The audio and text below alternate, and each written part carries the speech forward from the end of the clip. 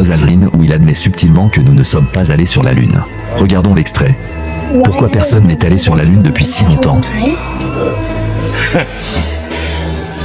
That's not Ce n'est pas une question pour un enfant de 8 ans. Rose question. That's my C'est ma question. I want Je veux savoir, mais je pense que je sais. I know.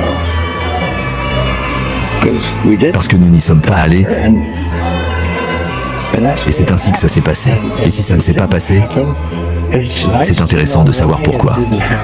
Notre ami franc-maçon Buzz dit clairement que nous n'y sommes jamais allés. Ce n'est pas juste une soudaine prise de conscience. Ce n'est pas la preuve ultime, même si c'est une bonne chose que Buzz dise la vérité, il y a bien plus d'éléments qui montrent que l'espace n'est pas ce qu'on nous a toujours fait croire. Jetons un œil à la chronologie pour essayer de comprendre ce qui s'est passé.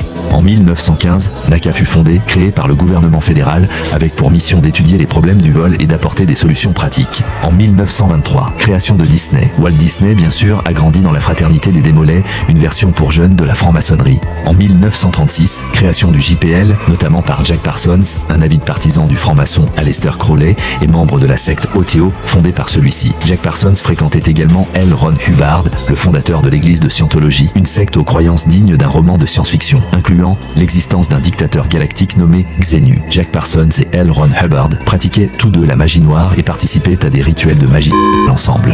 En 1954, Walt Disney rencontre Werner von Braun, père de la technologie des fusées aux États-Unis. Ensemble, ils produisent 3 films sur l'exploration spatiale, dont un intitulé L'homme dans l'espace. Dans notre monde moderne, partout où nous regardons, nous voyons l'influence de la science sur notre quotidien. Des découvertes qui semblaient miraculeuses il y a quelques années sont aujourd'hui banales. Beaucoup de choses qui semblent impossibles maintenant deviendront des réalités demain.